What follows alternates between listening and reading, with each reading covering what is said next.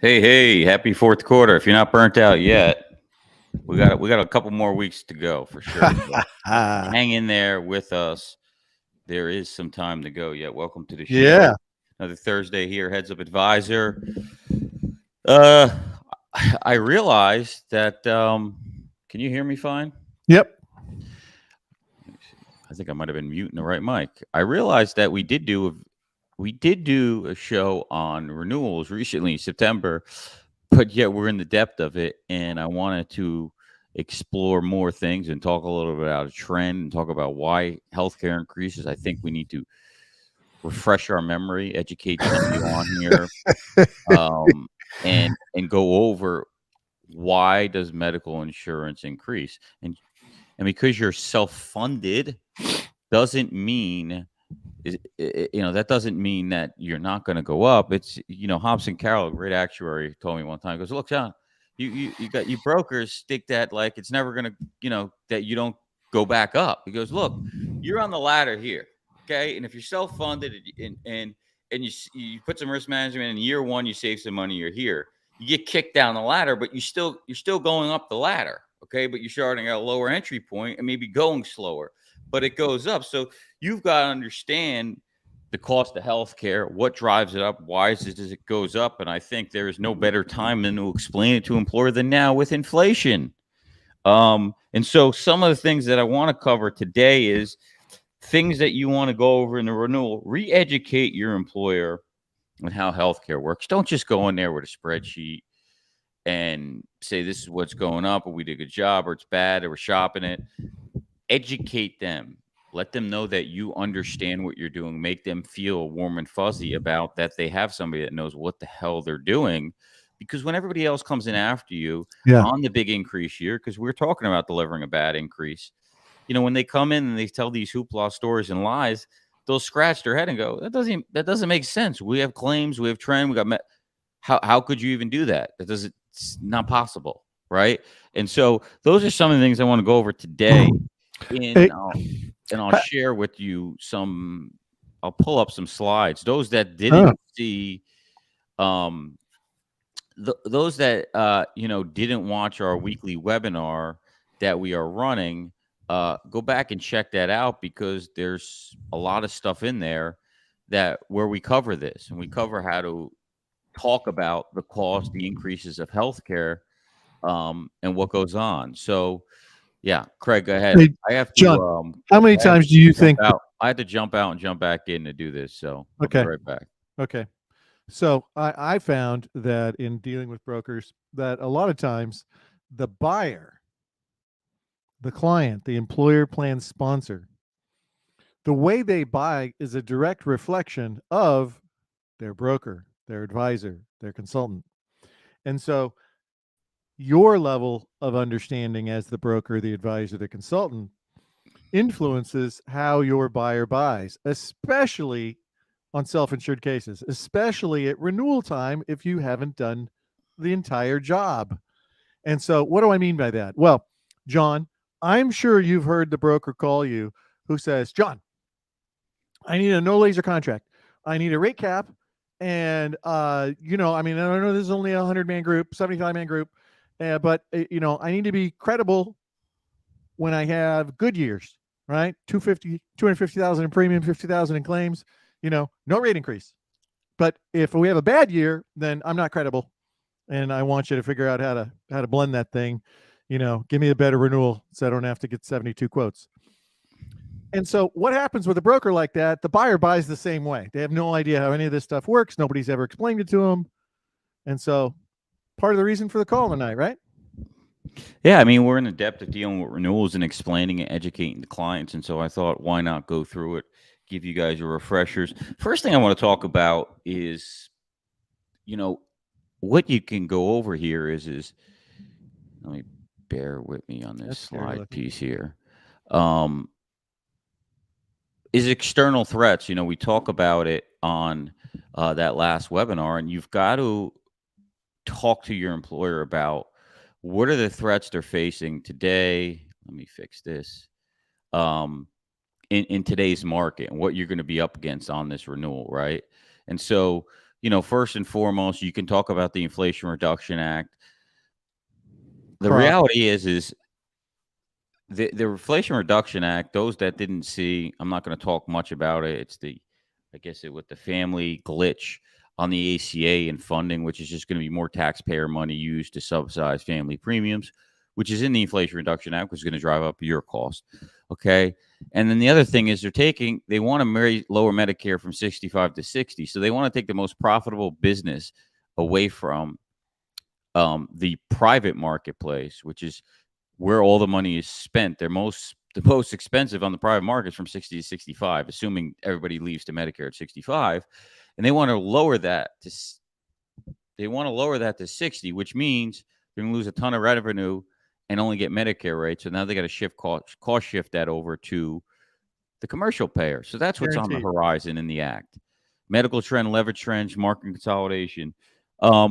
First thing I want to talk about is delayed COVID thing. So, running a big block of business with Virtue Health, I get to see the claims. We look at claims multiple times a week, from the spec claims to the aggregate, how things are running there. And the aggregates are absurd right now. Those that don't understand what that means, what I mean by that, because it can be so many different names, is your claims bucket, right? That's set with a corridor of 25% of expected in the corridor. And look, it's it's very difficult to set that number. There's no exact rate in small to mid-sized business because you're not credible, but you can get within range. This year, we're seeing absurd aggregate breaches. Why? Majority is COVID delayed, right? I'm looking at, a PwC report, and you guys, you could pull out all these reports. PwC, it's actually on our site, Virtue Alliance. There's a download PwC's report, medical cost trend behind the numbers in 2022. And you can see most commonly deferred their annual preventative visits. Now, we know that everybody lost money in the healthcare system for the year, not that they're losing money overall as a business. Remember, they don't function like us. They still have billions of dollars in reserves, but they may not have made that much money that year or lost money. And so they're going to jack up the services performed, the surgeries, recommended, MRIs, CAT scans, all those things where they can make money. They're going to bump that up on those visits, so they're going to be a little bit more intense. And so what we saw on our block of business was a dramatic change in delayed surgeries, right, Craig? Through the roof. Yep. You're looking at surgeries because I'm going, okay, why is this attachment point? Why are they breaching the aggregate with a 25% pad? What's giving here, right? And what you do is you pull your 50% report, which is 50% of the spec, right? Sometimes you could I pull 25% in certain situations to see, if the spec was 50,000, I might pull something at 15,000 over. What's going on with this group right now? Why is the ag performing so well? And what you saw is a lot of surgeries, and it's post-delay surgeries at 18 months. It wasn't a year, guys. It was more like 18 months. Craig can tell you a story about trying to get in hospitals and stuff during COVID. And so there was an important list. It's kind of like, it reminded me of like if you have single payer like Canada, where if you're not that important, your surgery's not that important, you got to wait on a waiting list for 18 months. That's what happened during COVID time, and that's what people had to deal with. And so coming out of the post-COVID situation, the more urgent surgeries got done, the orthopedics got done probably later, okay? Mm-hmm. And so what we saw was a ton of orthopedic surgery. This group in particular had a massive increase to the attachment point. And, I looked at 5 or 6 orthopedic surgeries on a 50K spec 80 life group, which spec's pretty high, but we understand the risk. But, at that level, you put some pressure on the aggregate. And so we saw massive delays in care. And these are things you want to talk about to your employer and go, look, increases are through the roof this year because of utilization is through the roof. Okay. That's what's happening out there. Right. And that's totally that third-party government intervention of closing hospitals because the government said so. And since elective surgeries are 80 to 85% of all surgeries, it's not emergency surgeries, it's elective surgeries. So that's why there was this lag this year, because all the important surgeries had to get done first. And then the elective ones kicked in, which we all know MSK and orthopedic is low-hanging fruit for the industry. So it's like John said, you got these smaller groups, and all of a sudden the frequency of claims comes in. There doesn't have to be a tremendous amount of severity because everything costs so much money now. You just increase that frequency, and all of a sudden you got a lot of pressure on your ag. Yeah, it's reading these reports, and we're going to go over Siegel's report. They put out a great report as well. Um, just everything, the utilization is up dramatically, and so you've got to deal with that in your discussions this year. Will the utilization come down? We hope that it will come down. I'm not going to say it's guaranteed, but it should due to delay surgeries. And so when you're adjusting these attachment points, underwriters are always going to be conservative based off your utilization blended if you've been 3 years. There's all different underwriting methodology behind that. I'm not going to go into all that, but it's case specific. But you've got to understand utilization is up. Number one. Number two, employer, let's talk about inflation. Okay. And you've got inflation that is through the roof, published 8.9%, right? Here's, over the years, what things have gone up. But what does that mean? Let's take a look at it. I just was looking at this one here. And so, Mr. Employer, would you Ouch. agree with some of this stuff? Would you agree with this? Would you say this is accurate? No, I was in Vegas. Gas The doubled. gasoline price is too low. It doubled. It doubled over the year I was in Yeah. Vegas. And so what you're doing is you're showing to them, wow, things are going up. Everything's going up. This is a lied number. Now, Mr. Employer published inflation, CPI 2.9%. Usually healthcare is 3x that. If you were to guess healthcare, what do you think healthcare costs went up? Meaning if I've got a knee surgery, right? Let's use meat and poultry. We're cutting a knee open. Do you think they're charging more for it now? If everything else is more, you think they're charging more? You're damn right. What number do you want to use? Do you think they're charging? You want to be conservative? Let's use 10%, right? I think I read a report that said it was closer to 11 or 12. Yeah. Even though that's even wrong on an aggregate basis, probably. But what you're doing is you're showing them, giving them the understanding of inflation. Why? Because you have medical inflation. What does that mean? It means if I have a surgery this year and it's $100,000, next year it's going to be 110,000. Okay, we'll go into leverage trend in a minute. So what does that mean, Mr. Employer? That means that if we assume this year is the same as last year, you have to pay 10% more because the claims are going to cost 10% more. So the product that you're buying and paying for, the claim, is 10% more conservatively. Okay, now when you're fully insured, that's what you're paying in premium no matter what. If you're self-funded, you're going to pay based on utilization, claims management, risk management. And that's why you're able to keep the trend down over time with better risk management strategies, which we're not going to go into today. But if you're pitching a prospect, that's a story you're going to want to tell later. And so that's really the cost of things. But jumping back, because I missed it, let's take a look at projection, right? So projected last year, trend, here is Siegel's report, and it's probably similar to PwC's and stuff. They were all around 6.5% last year. Siegel is at 7.7, PwC's at 6.5. This doesn't include pharmacy. That's important to understand. Oh. Pharmacy costs even more, but we're going to work with what we have. Projected was 7.7. It was double. Actual was 14%. Okay, so like I said, the aggregates were blown last year, right? The claims bucket was blown through. So the carriers are losing money, right? They lost money last year. They priced it wrong. And this is what you're looking at, and this is what you're dealing with. And so not only reinsurers lost money, the hospital system, doctors losing money last year. So yes, things are going to change. Your projection is not going to be set on that number plus trend. Okay, so you've got to understand it's coming. The increase is coming. At what case, right? And so when you go back to this slide here and you look at, okay, this is what the cost of things are. Well, Mr. Employee, let's look at the cost. You know the cost of gasoline. It's $5 now. It's $2.50. Went up. Whatever. Let's look at the cost of procedures because they don't know what it is. This is from a Sun Life report. This might be 2 years old, but let's just use it. Here gives you an average cost for high claimants, medical and RX spend, right? Okay.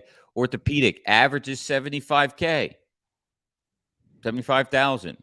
Some sort of orthopedic surgery in general, right? Gross aggregate number here.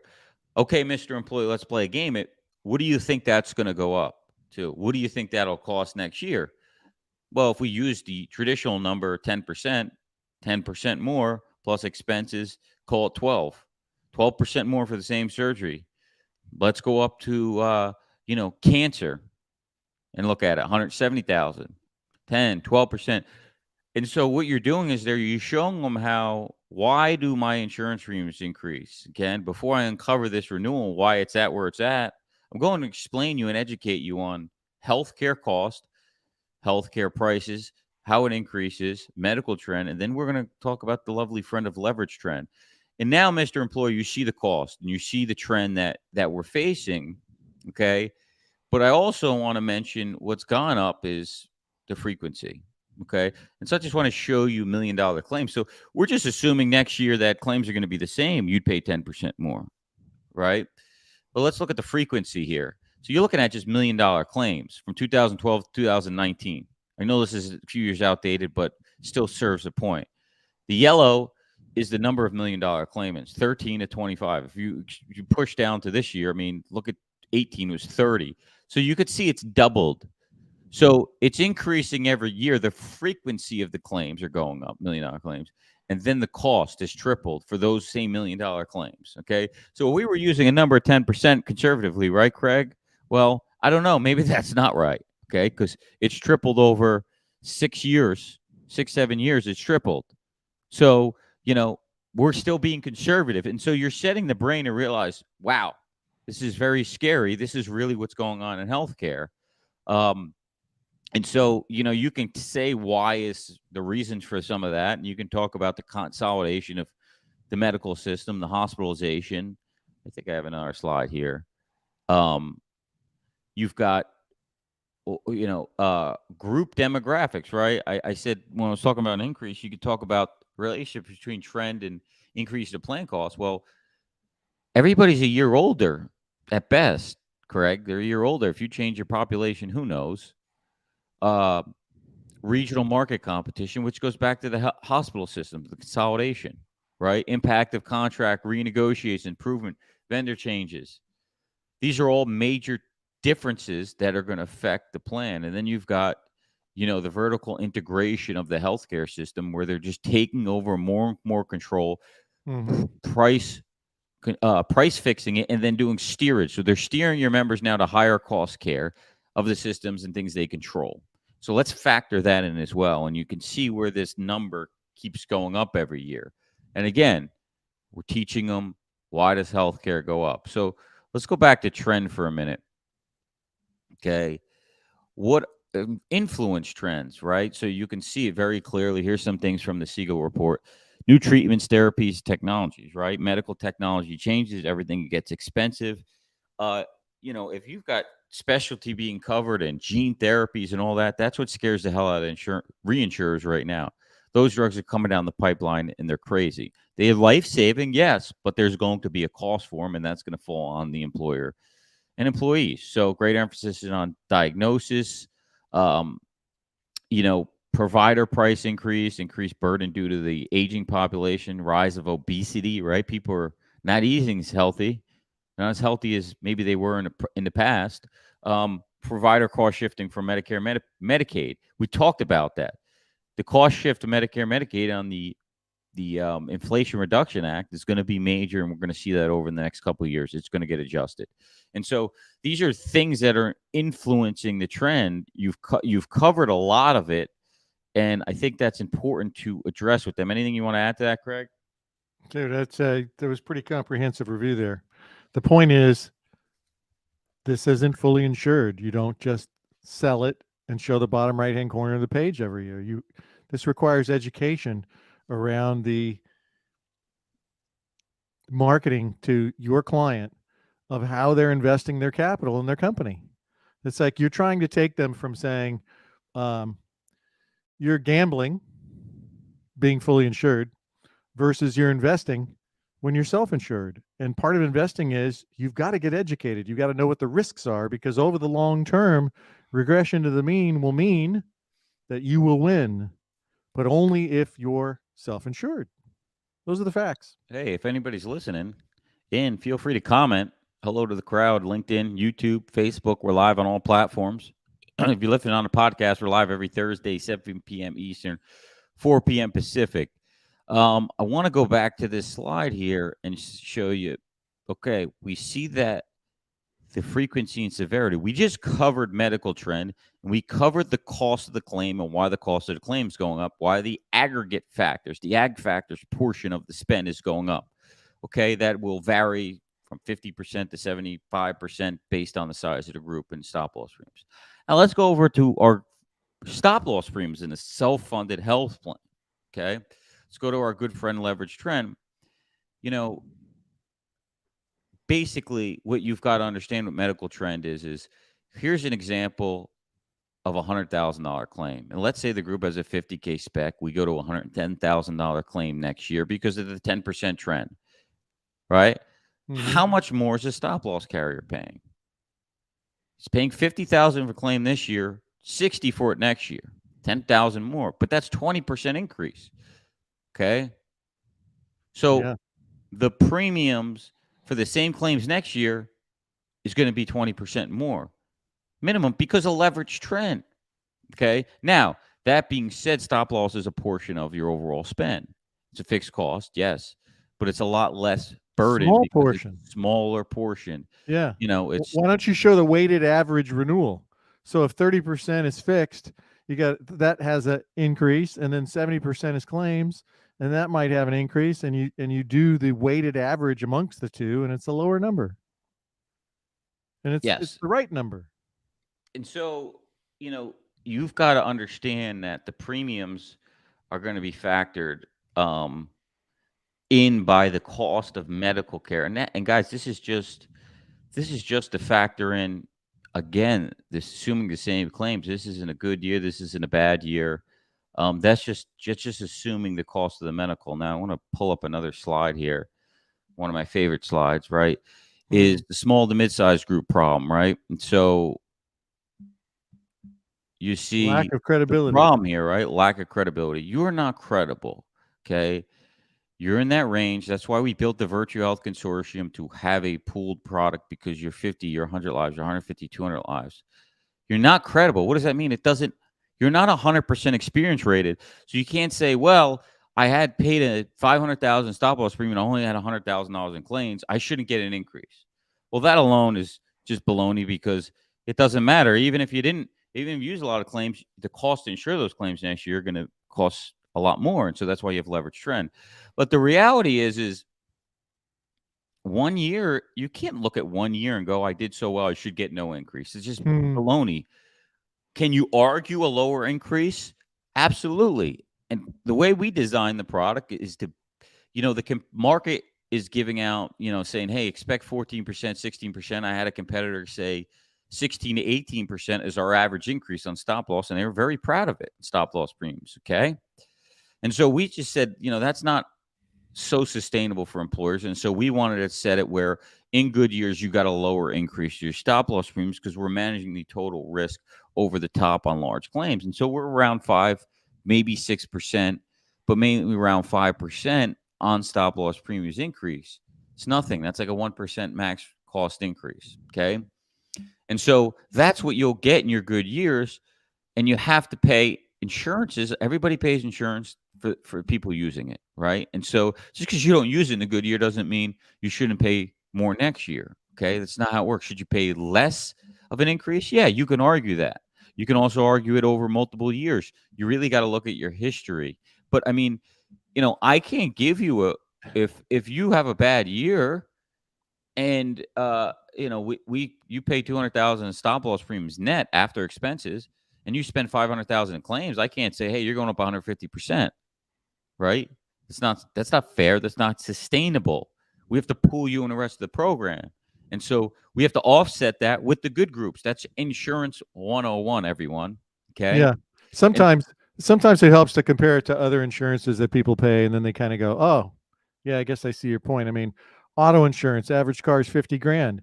You pay auto insurance $1,000 a year. You don't get any money back because you didn't have a claim, because at any point in time, they could lose whatever the value of the car is. Now it depreciates every year, and 50 becomes 45, becomes 40, et cetera, et cetera. But in healthcare, because of the Affordable Care Act, that in-network claim max is unlimited.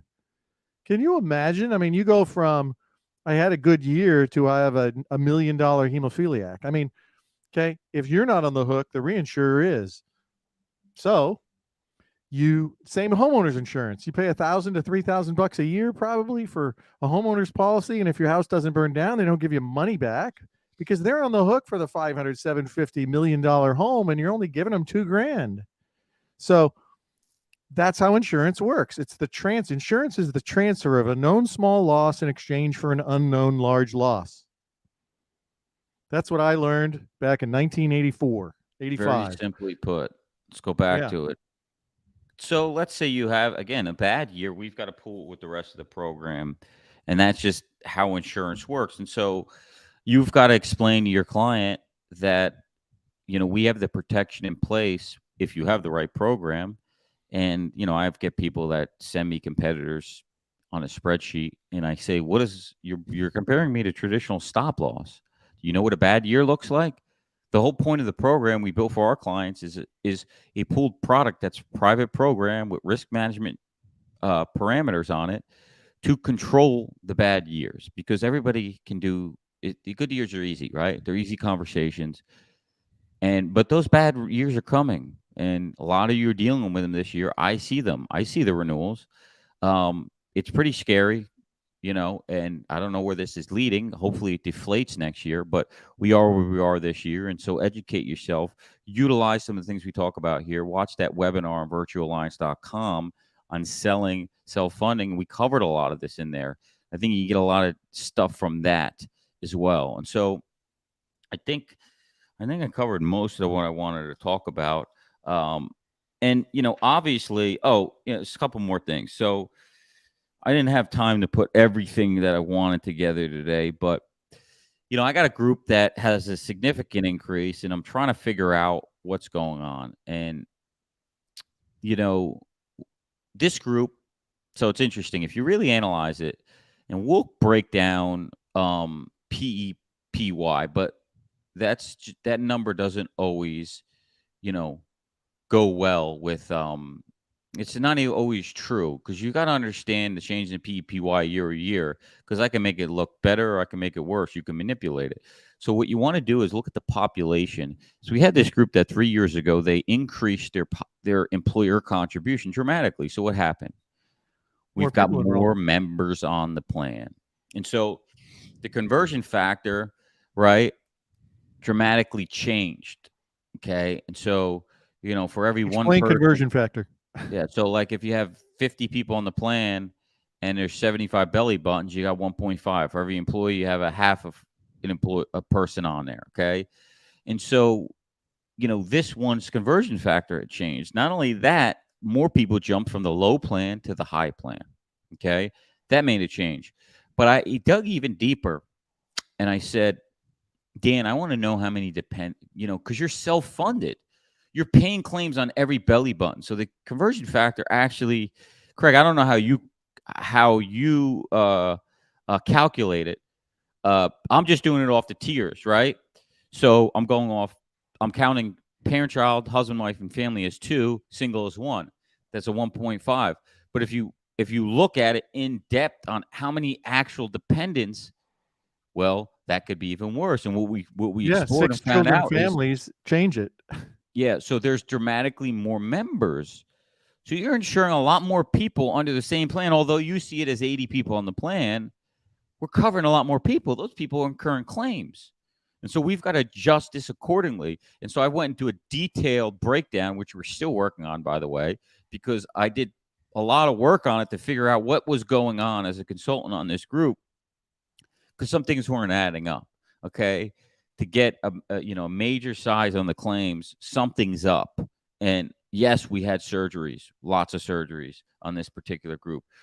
But I knew there was and what's interesting is the population, the enrolled employees was slightly down.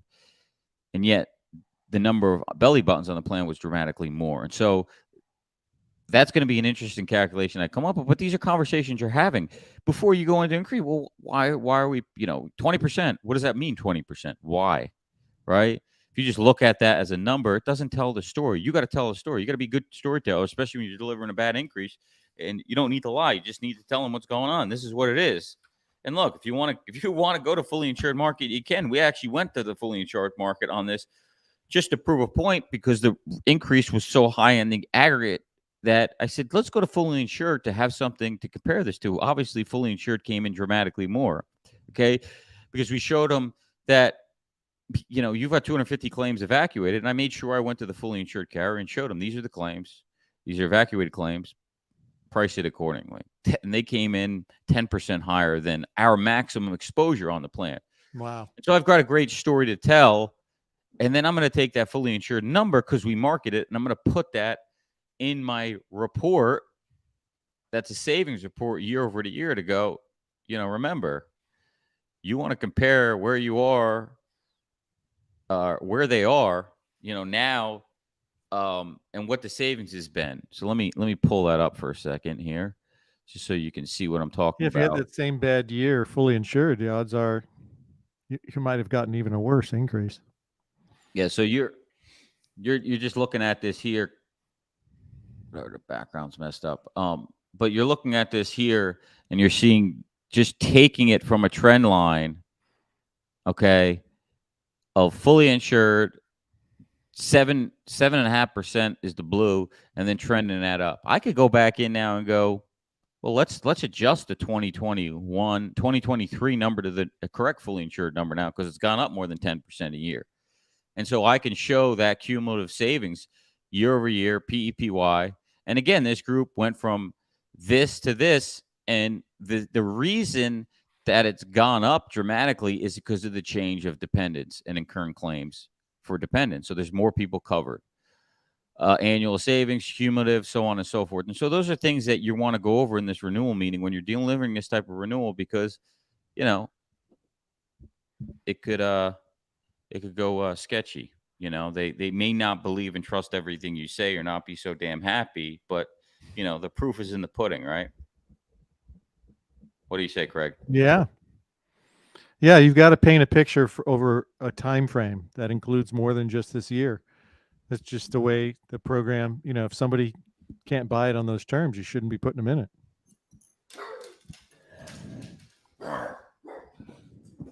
Hey, there's Stella, our mascot. I was gonna try to adjust my mic.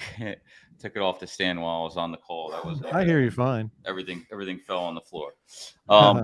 But I think that's mostly covered. Anything? What's up to John Millen in the audience? Another guy out there killing it.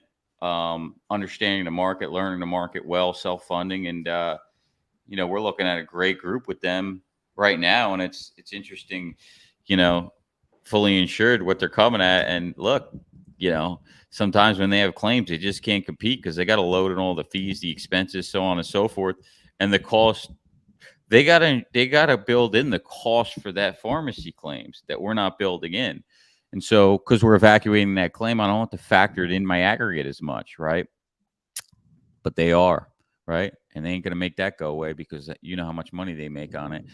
Anyhow, I think I'll end it there. If anybody's got any questions, it says wholesale versus retail. That's right. Start paying wholesale, not retail. Yeah. So John knows how to have a better conversation. We appreciate everybody joining us. Tune in next week. We're going to keep cranking it out through this renewal period, and stay with it. Everybody's probably working long hours, crazy, tired, busy. I'm already burning, but the end is near. Go out, win some business. Happy hunting. We will see you next week. Heads Up Advisor. Take care, everyone.